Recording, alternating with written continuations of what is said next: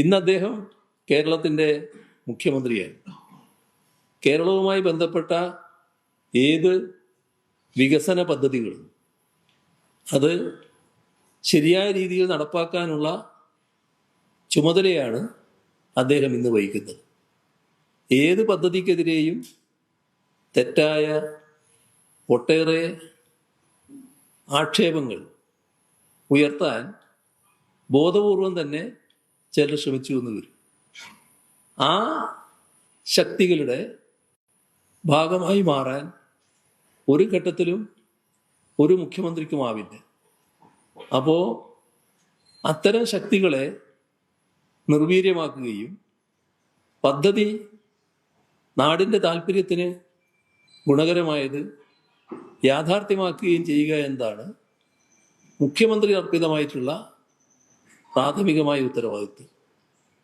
ആ ബാധ്യതയാണോ അദ്ദേഹം നിറവേറ്റുന്നത് എന്ന് ഇത്തരം പ്രതികരണങ്ങൾ നടത്തുന്നതിലൂടെ അദ്ദേഹം തന്നെ സ്വയംവിമർശപരമായി പരിശോധിക്കേണ്ട കാര്യമാണ്.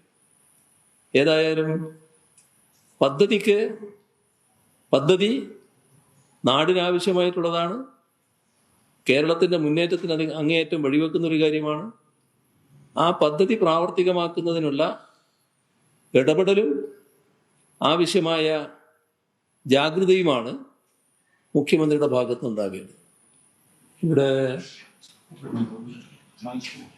കണ്ട കാഴ്ച നിങ്ങൾക്കെല്ലാം അറിയാവുന്നതാണ്. ഈ പദ്ധതിയുടെ ഭാഗമായി നീക്കിയ മണ്ണിൽ നല്ല ഭാഗം അവിടെ ഒരു കൂനിയായി കിടക്കുന്നുണ്ട്. അപ്പോ ആ മണ്ണ് ആകെ ഒലിച്ചു പോയിട്ടില്ല എന്നാണ് തോന്നുന്നത്. അല്ലെങ്കിൽ അതവിടെ ബാക്കിയാവില്ല. അതുപോലെ ഇവിടെ കൂനിയായി കിടക്കുന്നുണ്ട്. എന്നാൽ അതോടൊപ്പമുള്ള ഒരു ഭാഗം മണ്ണും നേരെ നിന്ന് വന്ന വെള്ളവും മണ്ണും അതിനോട് ചേർന്നുള്ള എല്ലാം കൂടിയാണ് ഒഴുകിയെത്തിയത്. അതിൻ്റെ കൂടെ ഈ നീക്കിയിട്ട മണ്ണും കൂടി ചേർന്നപ്പോൾ നല്ല ശക്തിയിലുള്ള ഒഴുക്കായി എന്താണ് വന്നത്.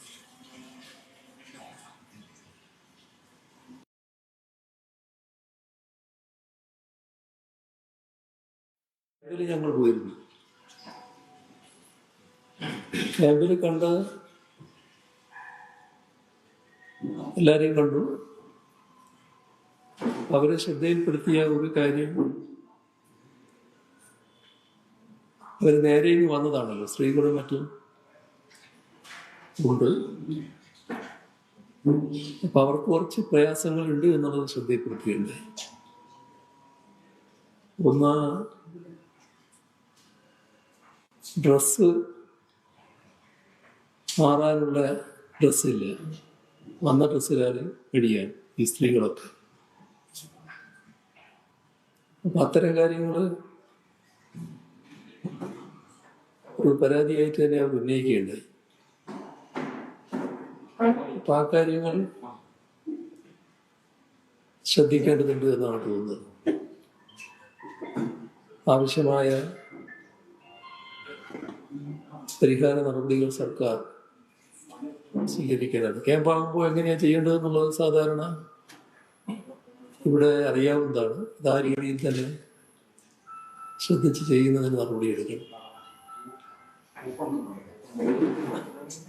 ആശുപത്രിയിൽ പോയപ്പോൾ അതിന് മുൻപ്, ഞങ്ങളിവിടെ എത്തുന്നതിന് മുൻപ് ഇന്ന് തന്നെ ഒരു ബോഡി കിട്ടിയിരുന്നു. തുടർന്ന് ഞങ്ങൾ അവിടുന്ന് വന്നതിന് ശേഷം രണ്ടാമത്തെ ബോഡിയും കിട്ടിയെന്നുള്ളത്. അപ്പൊ ഇനി നേരത്തെ കണക്കാക്കിയതനുസരിച്ച് 3 ബോഡിയാണ് എനിക്ക് കിട്ടാനുള്ളത്. നേരത്തെ കണക്കാക്കിയതനുസരിച്ചാണ് 5 പേരെയാണ് കാണാനില്ല എന്ന് പറഞ്ഞു. ഇതിൽ 3 പേരെയാണ് കാണാൻ ബാക്കിയുള്ളത്. അപ്പോൾ 5 പേരായി ഇപ്പോൾ മരണം സ്ഥിരീകരിച്ചു കഴിഞ്ഞു. പരിക്ക് പറ്റിയവരിൽ ആശുപത്രിയിൽ നടന്ന വിവരം 3 ആള് ICUവിലാണ്. ICUവിലുള്ളവരെ ICU പോയി ഞങ്ങൾ കണ്ടിട്ടില്ല. ഇതിലൊരാളുടെ കാര്യം കുറച്ച് ക്രിട്ടിക്കലാണ് എന്ന് പറഞ്ഞു. ബാക്കിയുള്ളവര് അവിടെ ഉള്ളവരെ കാണുകയുണ്ടായി. വലിയ സാരമായ പരിക്കല്ല, നല്ല രീതിയിൽ പരിഹരിച്ചു വരും നടക്കുകയില്ല. ഇതാണ് അവിടെ കണ്ട കാര്യങ്ങളെ കുറിച്ച് പറയാനുള്ളത്. ഈ ദുരന്തത്തിൽ ജീവൻ നഷ്ടപ്പെട്ടവരുടെ വേർപാടിൽ ദുഃഖിക്കുന്ന കുടുംബങ്ങളോടൊപ്പം ചേരുകയും അക്കാര്യത്തിലുള്ള അനുശോചനവും ദുഃഖവും അറിയിക്കുകയും ചെയ്യാം. ഇവിടെ ഇനിയും 3 പേരുണ്ട്. അവരെയും കണ്ടെത്താനുള്ള തീവ്രമായ ശ്രമം അവിടെ നടക്കുന്നുണ്ട്. സർക്കാരിൻ്റെയും ദുരന്ത നിവാരണ വകുപ്പിൻ്റെയും പ്രവർത്തനങ്ങൾക്ക് എല്ലാവിധ പിന്തുണയും നേരത്തെ തന്നെ അറിയിച്ചതാണ്. ഇവിടെ ചില കാര്യങ്ങൾ നമ്മൾ മനസ്സിലാക്കി പോകുന്നത് നല്ലതാണ്. 2 ദിവസമായി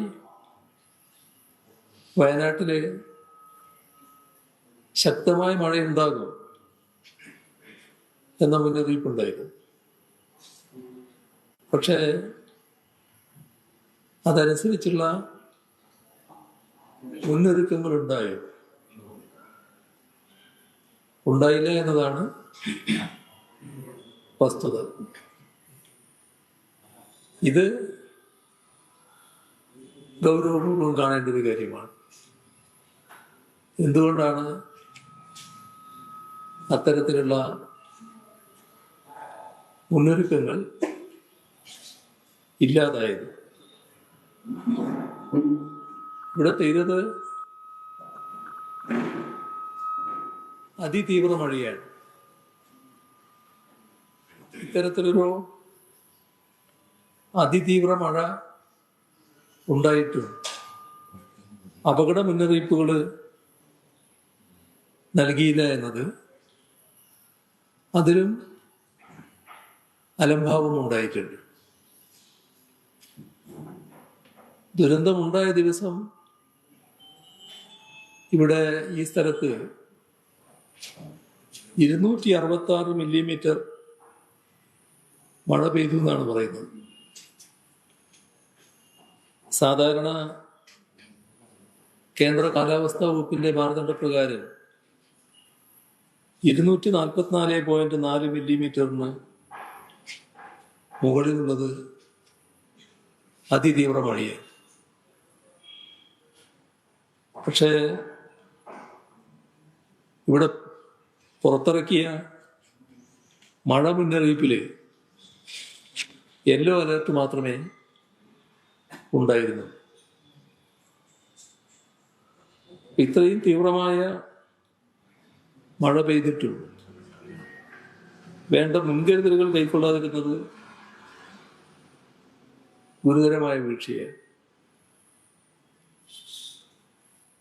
ഇവിടെ പദ്ധതി പ്രദേശത്ത് താമസിക്കുന്ന തൊഴിലാളികളുണ്ട്, നാട്ടുകാരുണ്ട്, യാത്രക്കാരുണ്ട്. വയനാട്ടിലാണെങ്കിൽ എല്ലാ സീസണിലും ഇപ്പോൾ നല്ല നിലക്ക് ടൂറിസ്റ്റുകൾ വരുന്ന വരികയാണ്. അപ്പം അങ്ങനെയെല്ലാമുള്ള ഒരു സ്ഥലത്ത് ആളുകളുടെ സുരക്ഷയ്ക്കായി വേണ്ട മുൻകരുതലുകൾ എടുത്തില്ല എന്നതാണ് കാണാൻ കഴിയുന്ന കാര്യം. ഈ ദുരന്തം നടന്നതിന് ശേഷം സർക്കാരും ബന്ധപ്പെട്ടവരുമെല്ലാം രംഗത്തിറങ്ങിയിട്ടുണ്ട്. അതിതീവ്ര മഴ വരാനിടയുണ്ടാകുമ്പോൾ അതുമായി ബന്ധപ്പെട്ടുള്ള ജാഗ്രതക്കുള്ള റെഡ് അലേർട്ട് പ്രഖ്യാപിക്കണമല്ലോ. ആ റെഡ് അലേർട്ട് പ്രഖ്യാപിച്ചത് ദുരന്തം നടന്നതിന് ശേഷമാണ് എന്നാണ് മാധ്യമങ്ങൾ റിപ്പോർട്ട് ചെയ്തത്. ഇവിടെ ഈ കൂട്ടിയിട്ട മണ്ണിന്റെ വലിയൊരു ഭാഗം അവിടെ ഉണ്ട് എന്ന് പറയുമ്പോൾ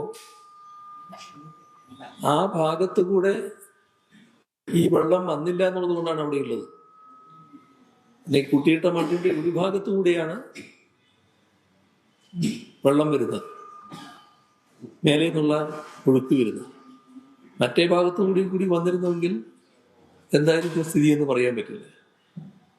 അപ്പോ ആ മണ്ണ് നീക്കം ചെയ്യണം എന്ന് നേരത്തെ തന്നെ തീരുമാനിച്ചിട്ടുണ്ട്. പക്ഷേ സർക്കാരും ബന്ധപ്പെട്ട അധികാരികളും യഥാസമയം മണ്ണ് നീക്കുന്നതിനാവശ്യമായ നടപടികൾ സ്വീകരിച്ചില്ല. ഇവിടെ എല്ലാവർക്കും അറിയാവുന്ന കാര്യം തന്നെയാണ്, ജില്ലാ കളക്ടർ അധ്യക്ഷയായ ജില്ലാ ദുരന്ത നിവാരണ അതോറിറ്റി, ആ അതോറിറ്റിയുടെ യോഗം ജൂൺ 20 ചേരുന്നുണ്ട്. ഇപ്പോൾ മൺകൂനകളിലുള്ള അതിൽ നിന്നുള്ള മണ്ണിടിച്ചിലിനുള്ള സാധ്യത, മണ്ണൊലിപ്പ്, ചളിയൊഴുക്ക് ഇവയെല്ലാം ഉണ്ടാകാൻ സാധ്യതയുണ്ടെന്നും സമീപ പ്രദേശങ്ങളിലെ ജനങ്ങളുടെ ജീവനും സ്വത്തിനും ഇത് ഭീഷണിയായി മാറുമെന്നും ആ യോഗം വിലയിരുത്തിയിട്ടുണ്ട്. മാത്രമല്ല, അപകടകരമായ രീതിയിൽ നിക്ഷേപിച്ചിട്ടുള്ള മണ്ണ് സുരക്ഷിതമായ സ്ഥലങ്ങളിലേക്ക് അടിയന്തരമായി നീക്കണമെന്നും തീരുമാനിച്ചിട്ടുണ്ട്. അതുവരെ താൽക്കാലിക സംരക്ഷണ നടപടികൾ എന്ന നിലക്ക് മണ്ണിടിച്ചിലും മണ്ണൊലിപ്പും തടയണമെന്നും ഈ യോഗം തുരങ്കപാത നിർമ്മാണ ഏജൻസിക്ക് അതിൻ്റെ അധികൃതർക്ക് നിർദ്ദേശം നൽകിയിട്ടുമുണ്ട്. പക്ഷേ ഇതൊക്കെ നടപ്പിലായോ? നടപ്പിലാക്കിയിട്ടില്ല. നിർദ്ദേശങ്ങൾ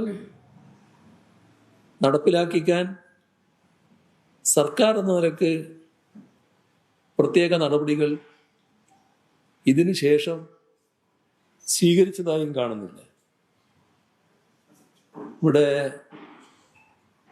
പദ്ധതിയുടെ പൂർണ്ണമായ മേൽനോട്ടം പൊതുമരാമത്ത് വകുപ്പിനാണ്. ജൂൺ 25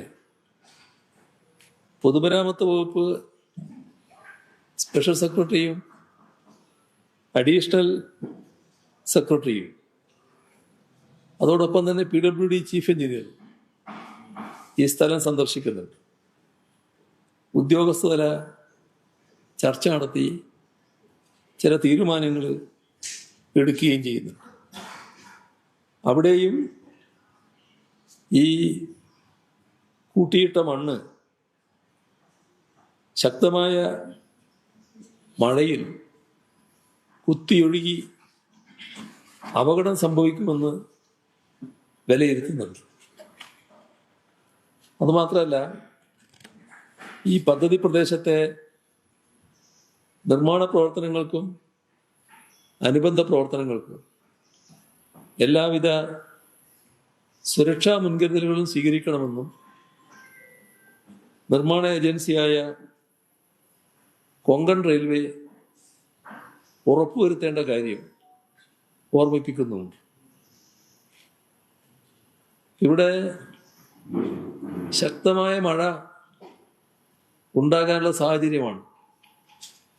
അപ്പോൾ ഇത്തരമൊരു ഘട്ടത്തിൽ മീനാക്ഷി പാലത്തിന് സമീപം താമസിക്കുന്ന കുടുംബങ്ങളെ മാറ്റി താമസിപ്പിക്കേണ്ടി വരും എന്നതും കാണുന്നുണ്ട്. സൈറ്റിൽ പ്രവൃത്തിയുടെ ഭാഗമായി ഉണ്ടാകുന്ന മണ്ണ് സുരക്ഷിതമായ സ്ഥലം കണ്ടെത്തി മാറ്റണമെന്നും നിർദ്ദേശിച്ചിട്ടുണ്ട്. ഇതിനൊക്കെ ദുരന്ത നിവാരണ ആക്ടിൻ്റെ ഭാഗമായി നടപടികൾ സ്വീകരിക്കാൻ തന്നെ കാര്യങ്ങൾ കണ്ടിട്ടുണ്ട്. പക്ഷേ 2 ആഴ്ച സമയമുണ്ടായിട്ട് ഒരു നടപടിയും സ്വീകരിക്കാൻ കഴിഞ്ഞില്ല എന്നത് ഗൗരവമുള്ള കാര്യമാണ്. ഈ ദുരന്തം നടന്ന സാഹചര്യത്തിൽ ആ വീഴ്ച ഗൗരവമായി കാണുകയും അപ്പോൾ ഇതുമായി ബന്ധപ്പെട്ട് സ്വീകരിക്കേണ്ടിയിരുന്ന അടിയന്തര നടപടികൾ സ്വീകരിക്കാൻ വീഴ്ച വരുത്തുകയാണുണ്ടായത്. മാത്രമല്ല, ഏകോപനത്തിന് വലിയ തോതിലുള്ള തകരാറുകൾ സംഭവിക്കുന്നതായി കാണുന്നു.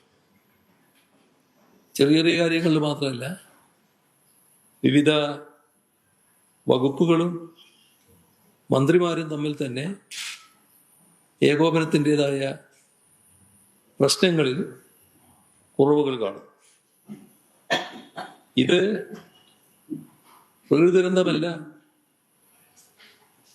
മണ്ണ് കൂട്ടിയിട്ടതും അത് സമയബന്ധിതമായി മാറ്റാത്തതുമാണ് ഇത്തരമൊരു അപകടത്തിലേക്ക് നയിച്ചത് എന്ന് ചില ഉന്നതരായ ഉദ്യോഗസ്ഥരും മന്ത്രിയും മുഖ്യമന്ത്രി തന്നെയും ഒക്കെ വ്യക്തമാക്കുന്ന നിലയാണ് കാണാൻ കഴിയുന്നത്.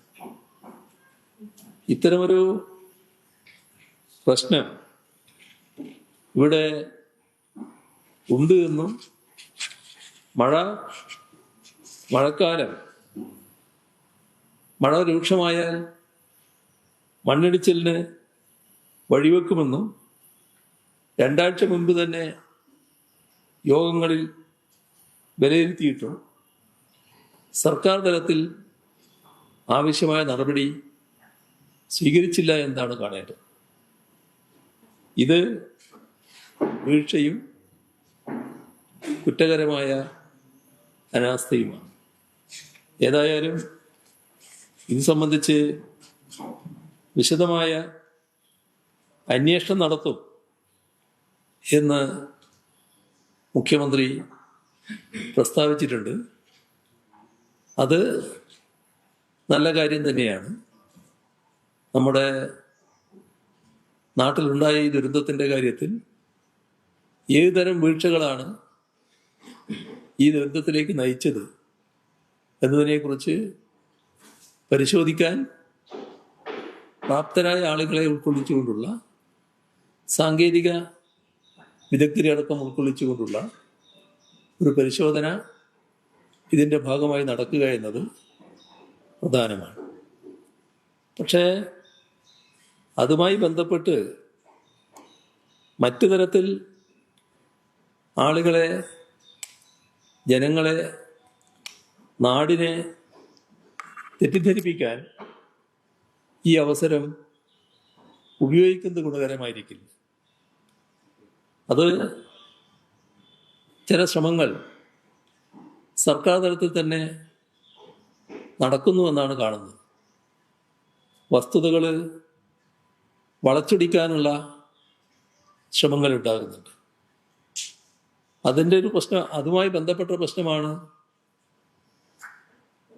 ഇവിടുത്തെ തുരങ്കപാതയുമായി ബന്ധപ്പെട്ട പാരിസ്ഥിതിക അനുമതി ലഭ്യമായതിനെക്കുറിച്ച് മുഖ്യമന്ത്രി തന്നെ പത്രസമ്മേളനത്തിൽ പ്രസ്താവിച്ച കാര്യം.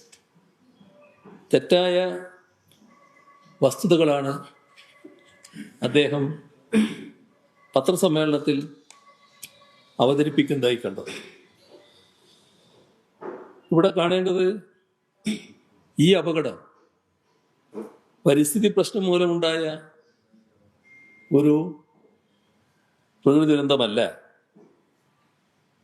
പാരിസ്ഥിതികമായ ഒരു പ്രശ്നവുമില്ലാത്ത പ്രദേശമായാലും ഇത്തരത്തിൽ നിർമ്മാണ സമയത്ത് വലിയ തോതിൽ വെട്ടിയെടുത്ത മണ്ണ് ആവശ്യമായ മുൻകരുതലുകളില്ലാതെ കൂട്ടിവെച്ചാൽ സംഭവിക്കാവുന്ന അപകടം അത് പ്രത്യേകം കാണേണ്ടതായിട്ടുണ്ട്.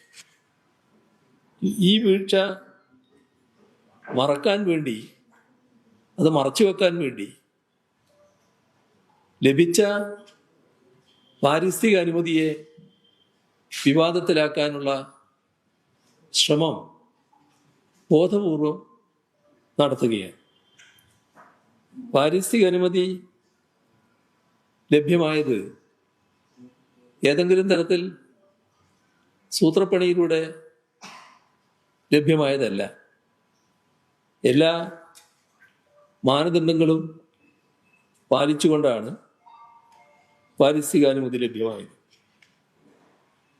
ഇവിടെ 2022 ഇത് സംബന്ധിച്ച പാരിസ്ഥിതികാഘാത പഠനം നടന്നത്.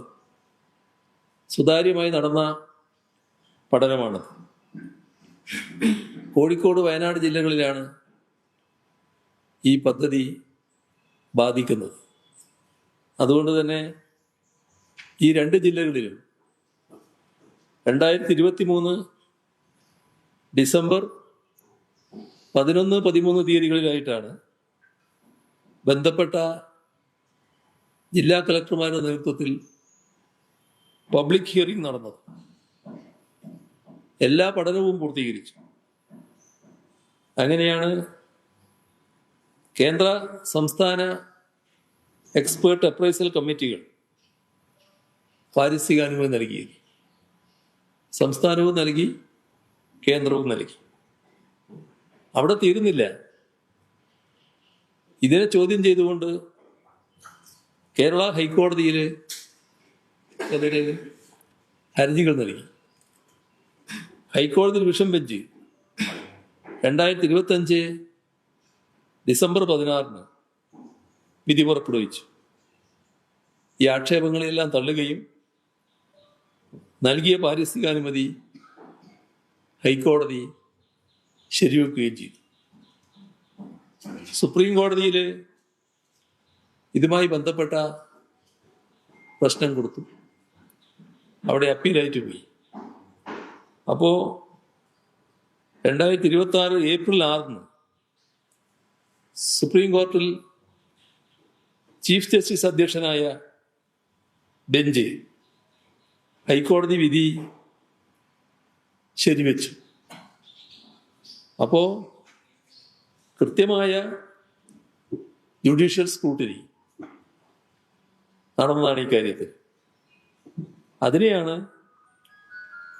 തീർത്തും കണ്ടില്ലെന്നടിച്ചുകൊണ്ട് ലാഘവത്തോടെ മുഖ്യമന്ത്രി പ്രതികരിക്കുന്ന നിലയുണ്ടായി. ഇത് തീർത്തും നിർഭാഗ്യകരമായ ഒരു സമീപനമാണ്. പാരിസ്ഥിതിക അനുമതി സമ്മർദ്ദം ചെലുത്തി വാങ്ങിയെടുത്തു എന്ന തരത്തിലുള്ള ആരോപണമുയരുന്നത് മിതമായ ഭാഷയിൽ പറഞ്ഞാൽ ഈ ജുഡീഷ്യറിയോടുള്ള ഹൈക്കോടതിയും സുപ്രീം കോടതിയും പരിശോധിച്ച കാര്യത്തിൽ ആ കോടതികളോടുള്ള അവഹേളനം കൂടിയാണ് എന്നതാണ് കാണേണ്ടത്. അടിയന്തരമായി ഇടപെട്ട് പരിഹാരം കാണേണ്ട വിഷയങ്ങളിൽ മന്ത്രിമാര് ഏകോപനമില്ലാതെയും പരസ്പര വിരുദ്ധമായും സംസാരിക്കുന്ന നിലയാണ് നമുക്ക് കാണാൻ കഴിഞ്ഞത്. അതിൽ പലരെയും വഴിചാരി മന്ത്രിമാർ ഉത്തരവാദിത്വത്തിൽ നിന്ന് ഒഴിയുന്നത് നാം കാണുകയാണ്.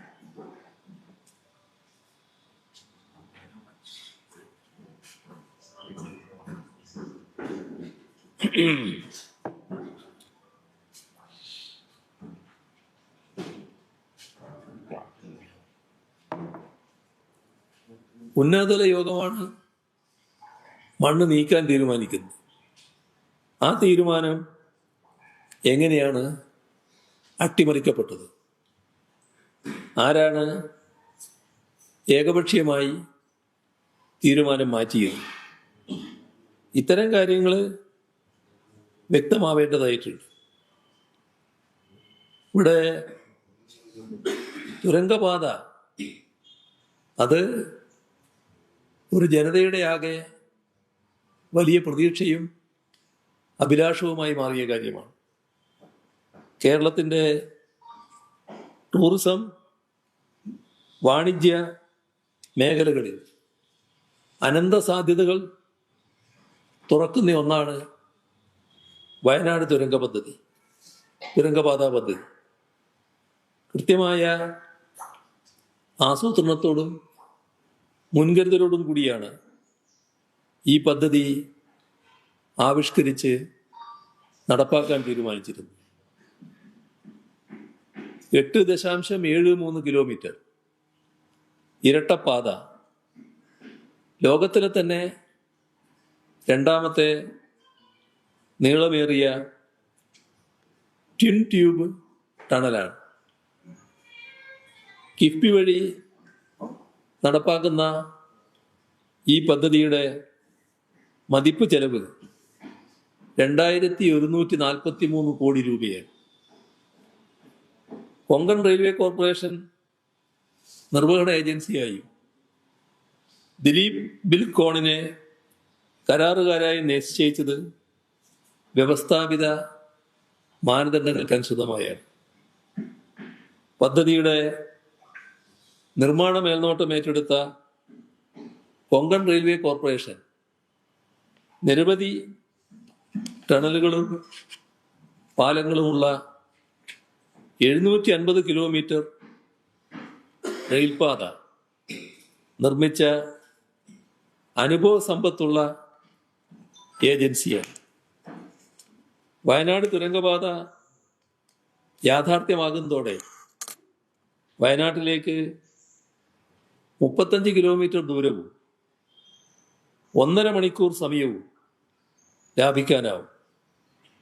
നിലവിലെ ചുരം വഴിയുള്ള യാത്രാക്ലേശം പൂർണ്ണമായും പരിഹരിക്കപ്പെടുകയും ചെയ്യും.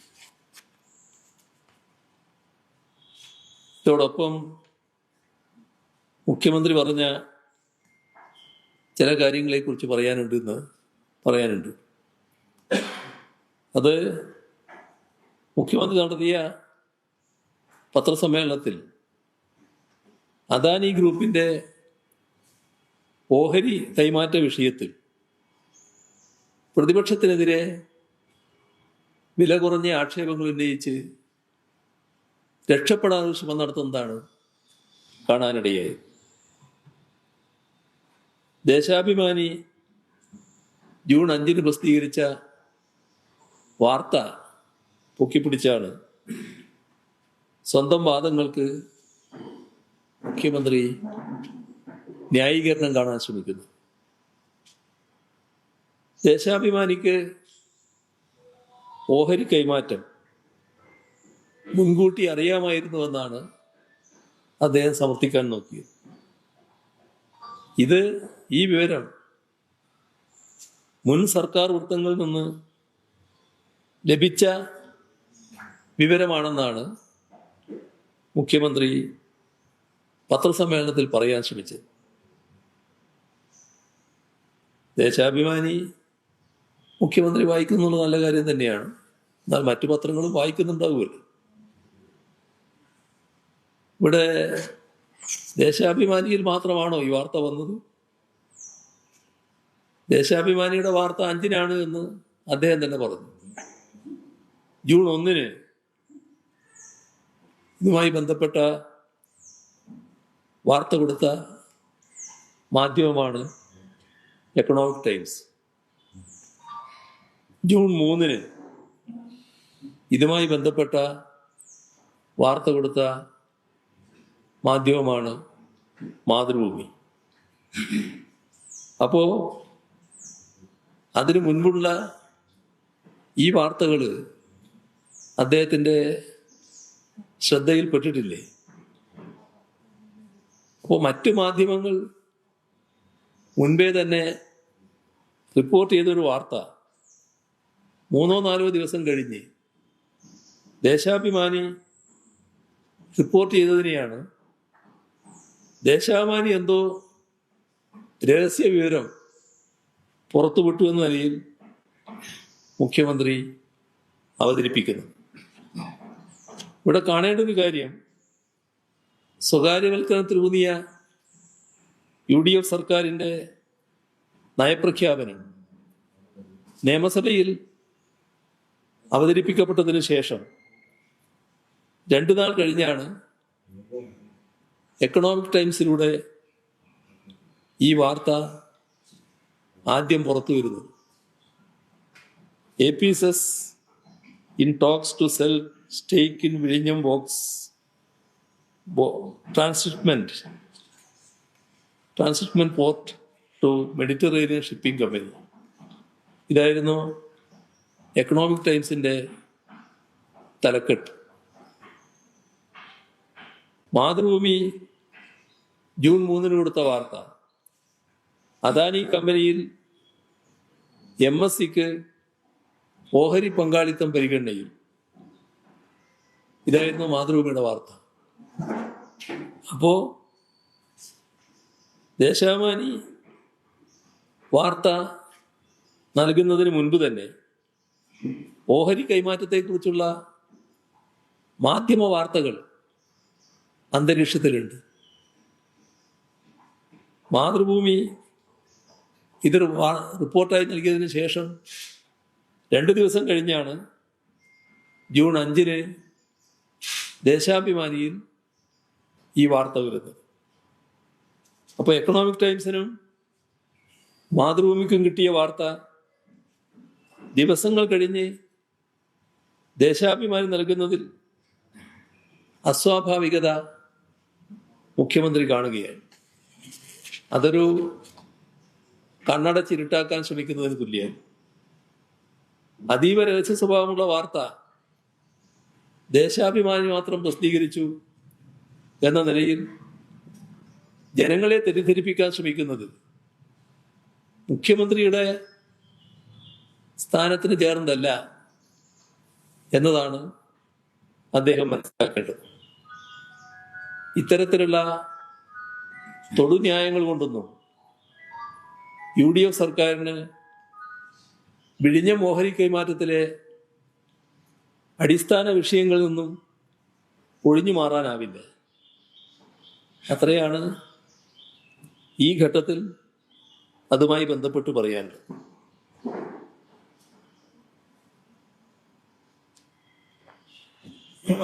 വേറൊരു വിഷയം, കഴിഞ്ഞ സർക്കാരിനെ പറ്റി അദ്ദേഹം പറയുമ്പോൾ കഴിഞ്ഞ സർക്കാരിൽ മുഖ്യമന്ത്രി IT വകുപ്പ് കൈകാര്യം ചെയ്തതിനെ ദുസൂചനയോടെ അദ്ദേഹം പരാമർശിക്കുന്നതായി കേട്ടു. വ്യവസായ വകുപ്പ് കൈകാര്യം ചെയ്യുന്ന മന്ത്രി തന്നെയാണ് IT വകുപ്പ് ഏറ്റെടുക്കാറുള്ളത് എന്നാണ് മുഖ്യമന്ത്രി പറഞ്ഞത്. അത് UDFന് ബാധകമായ കാര്യമാണെന്ന് പറഞ്ഞാൽ മതി. LDFന് എങ്ങനെയാണത് ബാധകമാകുന്നത്? ഇവിടെ ശ്രദ്ധിക്കേണ്ട കാര്യം, LDF സർക്കാരുകളിൽ കഴിഞ്ഞ സർക്കാരുകൾ ജലനിധി എടുത്താൽ, ഈ 2016 വന്നതല്ല, അതിനു മുൻപുള്ള സർക്കാരുകളെ എടുത്താൽ ആ സർക്കാരുകളുടെ മുഖ്യമന്ത്രിമാർ IT വകുപ്പും കൈകാര്യം ചെയ്തിരുന്നത് കാണാൻ സാധിക്കും. അന്നും അതറിയാത്തയാളല്ല ഇന്നത്തെ മുഖ്യമന്ത്രി. 2006 മുതൽ 2011 വരെ VS അച്യുതാനന്ദനായിരുന്നു കേരളത്തിൻ്റെ മുഖ്യമന്ത്രി. അദ്ദേഹം IT വകുപ്പ് കൂടി കൈകാര്യം ചെയ്ത മന്ത്രി കൂടിയായിരുന്നു. 1996, 2001 കാലത്ത് നായനാരായിരുന്നു മുഖ്യമന്ത്രി. EK നായനാർ IT വകുപ്പ് ആ ഘട്ടത്തിൽ കൈകാര്യം ചെയ്ത. അപ്പോ ഇദ്ദേഹം മുഖ്യമന്ത്രി ഇപ്പോൾ സൂചിപ്പിക്കാൻ ശ്രമിച്ചത് ഈ കഴിഞ്ഞ LDF സർക്കാർ കാലത്ത് മുഖ്യമന്ത്രി IT വകുപ്പ് കൈകാര്യം ചെയ്തത് എന്തോ ഒരു ഒറ്റപ്പെട്ട സംഭവമാണ് എന്ന മട്ടിലാണ്. ഇത് LDFൻ്റെ സർക്കാരുകൾ സ്വീകരിച്ചു വന്ന രീതിയാണ്. LDF സർക്കാരുകളുടെ അടുത്ത കാലത്തെ കീഴ്വഴക്കവും ഇതായിരുന്നു എന്നതാണ് അനുഭവം. അന്ന് അറിയാതെയല്ല അദ്ദേഹം പറഞ്ഞത് എന്ന് നിങ്ങൾക്കും ബോധ്യമുണ്ടാവും. ഏതായാലും ഇത്തരം രീതികൾ മുഖ്യമന്ത്രിക്ക് ചേർന്നതാണോ എന്ന് അദ്ദേഹം സ്വയം പരിശോധിക്കുന്നത് നന്നാവുമെന്ന് മാത്രമേ പറയാനുള്ളൂ. ഇത്രയാണ് ആമുഖമായി പറയാനുള്ളത്.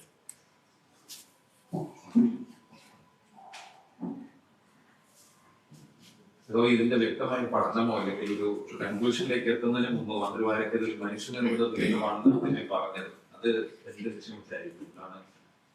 ഇത് സാധാരണ നിലക്ക് ഇത്തരം കാര്യങ്ങളിൽ ആര് പ്രതികരിക്കുന്നു, മുഖ്യമന്ത്രിയായാലും മന്ത്രിമാരായാലും എല്ലാം പ്രതികരിക്കുന്നത് കാര്യങ്ങൾ വിശദമായി മനസ്സിലാക്കിയതിന് ശേഷമായിരിക്കും.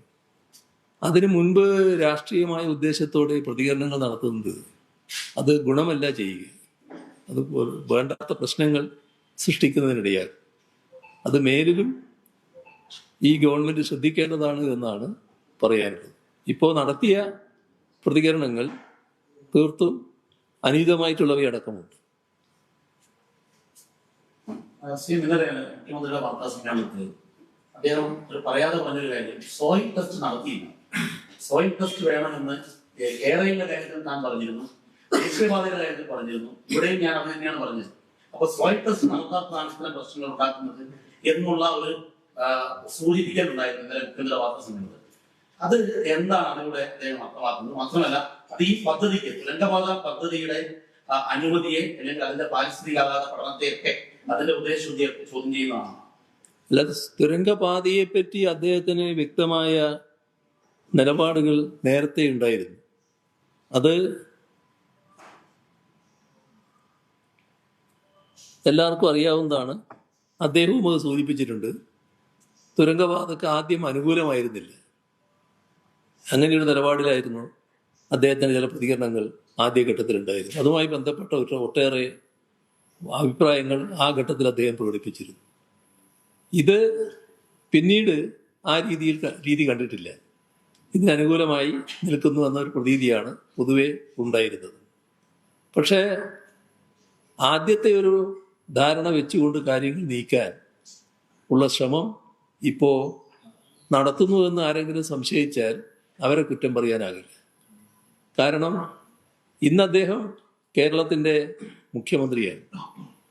കേരളവുമായി ബന്ധപ്പെട്ട ഏത് വികസന പദ്ധതികളും അത് ശരിയായ രീതിയിൽ നടപ്പാക്കാനുള്ള ചുമതലയാണ് അദ്ദേഹം ഇന്ന് വഹിക്കുന്നത്. ഏത് പദ്ധതിക്കെതിരെയും തെറ്റായ ഒട്ടേറെ ആക്ഷേപങ്ങൾ ഉയർത്താൻ ബോധപൂർവം തന്നെ ചിലർ ശ്രമിച്ചു എന്ന് വരും. ആ ശക്തികളുടെ ഭാഗമായി മാറാൻ ഒരു ഘട്ടത്തിലും ഒരു മുഖ്യമന്ത്രിക്കുമാവില്ല. അപ്പോൾ അത്തരം ശക്തികളെ നിർവീര്യമാക്കുകയും പദ്ധതി നാടിൻ്റെ താല്പര്യത്തിന് ഗുണകരമായത് യാഥാർത്ഥ്യമാക്കുകയും ചെയ്യുക എന്നതാണ് മുഖ്യമന്ത്രി അർപ്പിതമായിട്ടുള്ള പ്രാഥമികമായ ഉത്തരവാദിത്വം. ആ ബാധ്യതയാണോ അദ്ദേഹം നിറവേറ്റുന്നത് എന്ന് ഇത്തരം പ്രതികരണങ്ങൾ നടത്തുന്നതിലൂടെ അദ്ദേഹം തന്നെ സ്വയംവിമർശപരമായി പരിശോധിക്കേണ്ട കാര്യമാണ്. ഏതായാലും പദ്ധതി നാടിനാവശ്യമായിട്ടുള്ളതാണ്. കേരളത്തിൻ്റെ മുന്നേറ്റത്തിന് അത് അങ്ങേയറ്റം വഴിവെക്കുന്നൊരു കാര്യമാണ്. ആ പദ്ധതി പ്രാവർത്തികമാക്കുന്നതിനുള്ള ഇടപെടലും ആവശ്യമായ ജാഗ്രതയുമാണ് മുഖ്യമന്ത്രിയുടെ ഭാഗത്തുനിന്നുണ്ടാകേണ്ടത്. തുരങ്കപാത നടപ്പിലാക്കാൻ വഴിവിട്ട് പല കാര്യങ്ങളും ചെയ്തു. ഈ പഠന റിപ്പോർട്ടുകൾ അനുകൂലമാക്കുന്നതിന് വേണ്ടിയുള്ള സമ്മർദ്ദങ്ങൾ ചെലുത്തി എന്നതടക്കമുള്ള ആരോപണങ്ങൾ മുഖ്യമന്ത്രി ഉന്നയിച്ചിരുന്നു. അതിനാണ് ഞാൻ നേരത്തെ എല്ലാം പറഞ്ഞത്. ഞാൻ വിശദമായി പറഞ്ഞില്ലേ, ഇതുമായി ബന്ധപ്പെട്ട് നമ്മുടെ സുതാര്യമായാണ് കാര്യങ്ങളെല്ലാം നടന്നത്. അതിൻ്റെ ഭാഗമായുള്ള തെളിവെടുപ്പുകൾ നടന്നു. അത് 2 കലക്ടർമാർ തന്നെയാണ് അത് ജില്ലകളിൽ നടത്തിയത്. ആളുകൾ അതിനെതിരെ തെളിവുകൾ കൊടുക്കേണ്ടവർ കൊടുത്തു. ആർക്കെല്ലാം അഭിപ്രായം പറയണോ അതെല്ലാം പറഞ്ഞു. അതെല്ലാം വിലയിരുത്തിക്കൊണ്ടാണ് ബന്ധപ്പെട്ട കമ്മിറ്റി പാരിസ്ഥിതികാനുമതി സംസ്ഥാന തലത്തിലും കേന്ദ്ര തലത്തിലും നൽകുന്നത്. അവിടെ തീരുന്നില്ല അത്. അതുമായി ബന്ധപ്പെട്ട് വളരെ വിശദമായി തന്നെ ഹൈക്കോടതിയിൽ വാദപ്രതിവാദം നടന്നു. അതുമായി ബന്ധപ്പെട്ട് പോയ കേസിൻ്റെ ഭാഗമായി അതെല്ലാം കേട്ടതിന് ശേഷം ഹൈക്കോടതി തീരുമാനം വന്നു. ഹൈക്കോടതി തീരുമാനം ശരിയല്ല എന്ന് പറഞ്ഞുകൊണ്ട് അതിൻ്റെ ഭാഗമായി തന്നെ സുപ്രീം കോടതിയിൽ അപ്പീൽ പോയി. സുപ്രീം കോടതിയിലും ഇതുമായി ബന്ധപ്പെട്ട പരിശോധനകൾ നടന്നു. ഞാൻ നേരത്തെ പറഞ്ഞു, ചീഫ് ജസ്റ്റിസിൻ്റെ അധ്യക്ഷതയിലുള്ള ബെഞ്ചാണ് സുപ്രീം കോടതിയിൽ തീരുമാനമെടുത്തത്. ഇതെല്ലാം നടന്ന കാര്യമാണ്. അപ്പോൾ എല്ലാ തരത്തിലുള്ള പരിശോധനയും ജുഡീഷ്യൽ സ്ക്രൂട്ടിനി അടക്കം നടന്നതിന് ശേഷമാണ് ഇതുമായി ബന്ധപ്പെട്ട നടപടികളിലേക്ക് കടന്നിട്ടുള്ളത്. ഈ നിർമ്മാണം നടക്കുന്ന സംരക്ഷണ വിധി മുൻപ് അവിടെ ജിയോളജിക്കൽ സർവേ ഓഫ് ഇന്ത്യ പരിശോധന നടത്തി കഴിഞ്ഞ ജൂണിൽ. അതിന് പ്രകാരം ഈ ജൂൺ പരിശോധന നടത്തിയപ്പോൾ അവിടെ വിള്ളലുണ്ട്, മണ്ണിടിയാൻ സാധ്യതയുണ്ട് എന്നുള്ള രീതിയിൽ നിർമ്മാണ ചുമതല കമ്പനിക്ക് കോർപ്പറേഷൻ റിപ്പോർട്ട് സമർപ്പിച്ചു. അതിൽ ഒരു ഇടപെടലുണ്ട്. അത് സർക്കാരിന്റെ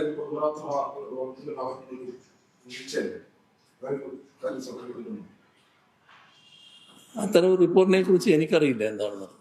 കഴിഞ്ഞ ജൂൺ 13-ാം തീയതി വരെ പഠനം നടത്തി GSI ആണ് റിപ്പോർട്ട് സമർപ്പിച്ചത്.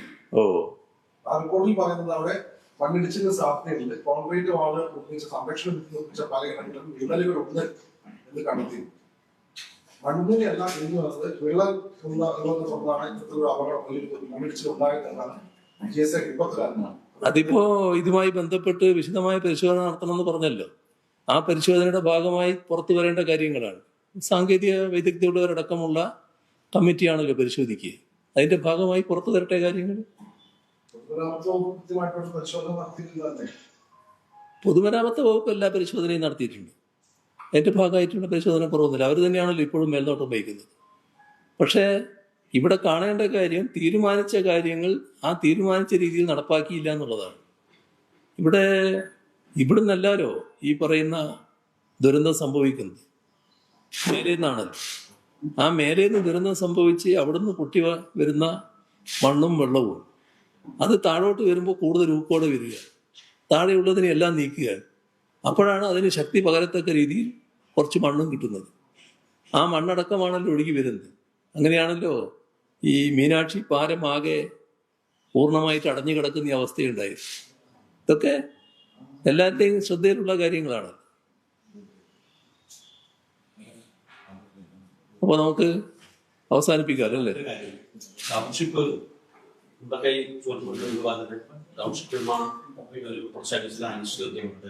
ചീഫ് ഓപ്പറേറ്റീവ് ഓഫീസറുടെ സ്ഥലം മാറ്റി പുതിയ ചീഫ് ഓപ്പറേറ്റീവ് ഓഫീസറെ നിയമിച്ചിട്ടില്ല. ഇഫ്കോൺ ഉദ്യോഗസ്ഥരെ മുതലെടുത്ത സ്ഥലമാക്കി ഇനിയിപ്പോൾ നിയമിച്ചിട്ടുണ്ട്. അപ്പൊ ആ കാര്യത്തിൽ എന്താണ് കുറച്ചുകൂടി ജാഗ്രതയോടെ പോകേണ്ടതല്ലേ കമ്മീഷന്റെ? ജാഗ്രതയോടെ പോകേണ്ടതാണെന്നുള്ള കാര്യത്തിൽ സംശയമൊന്നുമില്ല. പക്ഷേ ടൗൺഷിപ്പ് പോലുള്ളൊരു കാര്യത്തിൽ ഏതെങ്കിലും ഒരു തടസ്സം വരുമെന്ന് ഞാൻ പ്രതീക്ഷിക്കുന്നില്ല. കാരണം അത് നമ്മുടെ നാടാകെ ഉറ്റുനോക്കുന്ന ഒരു കാര്യമാണ്. ഏറെക്കുറെ കാര്യങ്ങളെല്ലാം പൂർത്തിയായതാണ്. ഇനി അതിൻ്റെ അവസാന ഘട്ടം നടപ്പാക്കുക എന്നുള്ളത് മാത്രമേ ഉള്ളൂ. അതിന് തടസ്സമായിട്ട് ഗവൺമെന്റ് നിൽക്കുമെന്ന് ഞാൻ പ്രതീക്ഷിക്കുന്നില്ല. വേഗം തന്നെ അത് പൂർത്തിയാക്കുന്നതിന് ആവശ്യമായ നടപടികൾ എടുക്കുമെന്നാണ് ഞാൻ കരുതുന്നത്. ഈ പരിസ്ഥിതിലോല മേഖലയിലാണ് ഈ പദ്ധതി ഉണ്ടായത്. അതുകൊണ്ടാണ് ഇത്തരത്തിൽ വലിയ ദുരന്തം ഉണ്ടായതെന്നുള്ള ആരോപണം പലപ്പോഴും ഉയരുന്നുണ്ട്. ഈ പദ്ധതി വേണ്ടെന്ന് തോന്നുന്നുണ്ട്. കർക്കിടമാസം വരുന്നേ ഉള്ളൂ. രാമായണം മുഴുവൻ വായിച്ചിട്ടും മറ്റവർ തമ്മിലുള്ള ബന്ധം എന്താണെന്ന് ചോദിച്ചതുപോലെയുള്ള ചോദ്യമാണിത്. ഇതാണല്ലോ ഞാൻ ഇതേവരെ പറഞ്ഞുകൊണ്ടിരുന്നത്. ഈ പദ്ധതി വേണ്ടാന്ന് മനസ്സിൽ തോന്നിയിരുന്ന ചിലരുണ്ടായിരുന്നു. അവർ പിന്നെ ഈ പദ്ധതി ആവശ്യമാണ് എന്നുള്ള മട്ടിലേക്ക് എത്തിയിരുന്നു. അവർ വീണ്ടും പഴയതിലേക്ക് പോകരുത് എന്നാണ് ഞാൻ പറഞ്ഞു വെച്ചത് നേരത്തെ. ഇവിടെ പദ്ധതി ഏറ്റവും ആവശ്യമായിട്ടുള്ളൊരു കാര്യമാണ്. നമ്മുടെ വയനാടിന് മാത്രമായിട്ടുള്ളതല്ല, നാടിൻ്റെ പൊതുവായ വികസനത്തിന് ഒഴിച്ചുകൂടാത്തതാണ് ഈ പദ്ധതി. അപ്പോൾ ആ പദ്ധതി നടപ്പാവുക എന്നത് ഏറ്റവും പ്രധാനം തന്നെയാണ്. ഓക്കെ, നമുക്ക് അവസാനിപ്പിക്കാം.